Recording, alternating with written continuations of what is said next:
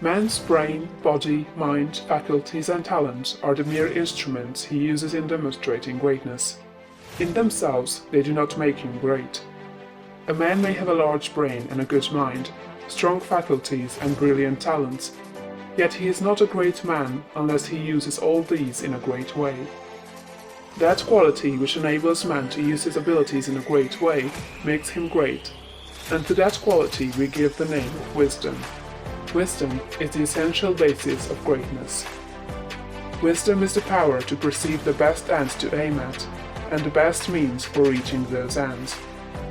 It is the power to perceive the right thing to do. The man who is wise enough to know the right thing to do, who is good enough to wish to do only the right thing, and who is able and strong enough to do the right thing, is a truly great man. He will instantly become marked as a personality of power in any community, and man will delight to do him honor. Wisdom is dependent upon knowledge. Where there is complete ignorance, there can be no wisdom, no knowledge of the right thing to do. Man's knowledge is comparatively limited, and so his wisdom must be small, unless he can connect his mind with knowledge greater than his own, and draw from it, by inspiration, the wisdom that his own limitations deny him. This he can do. This is what the really great men and women have done. Man's knowledge is limited and uncertain. Therefore he cannot have wisdom in himself. Only God knows all truth. Therefore only God can have real wisdom, or the right thing to do at all times, and man can receive wisdom from God. I proceed to give an illustration. Abraham Lincoln had limited education, but he had the power to perceive truth.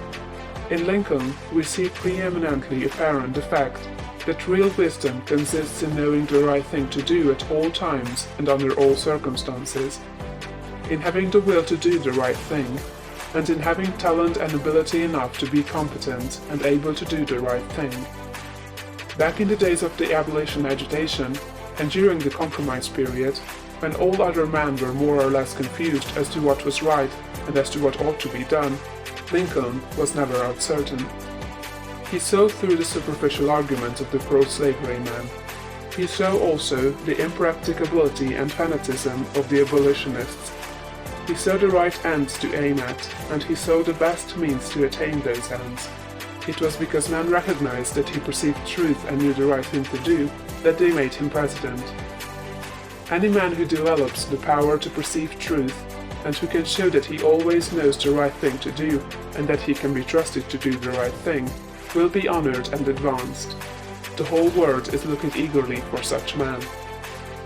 When Lincoln became president, he was surrounded by a multitude of so-called able advisors, hardly any two of whom were agreed. At times they were all opposed to his policies. At times almost the whole North was opposed to what he proposed to do. But he saw the truth when others were misled by appearances. His judgment was seldom or never wrong. He was at once the ablest statesman and the best soldier of the period. Where did he, a comparatively unlearned man, get this wisdom? It was not due to some peculiar formation of his skull, or to some fineness of texture of his brain.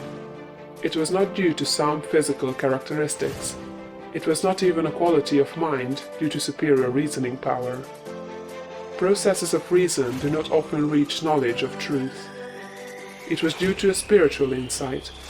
He perceived truth, but where did he perceive it, and whence did the perception come? We see something similar in Washington, whose faith and courage, due to his perception of truth, held the colonies together during the long and often apparently hopeless struggle of the Revolution.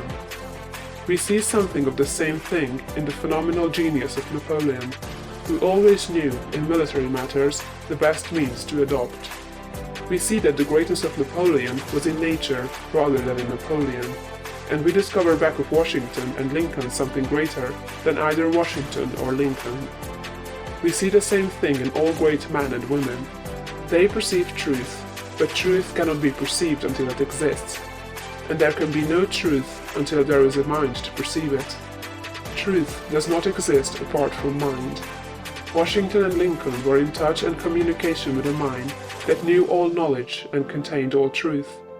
The same is true for all who manifest wisdom. Wisdom is obtained by reading the mind of God.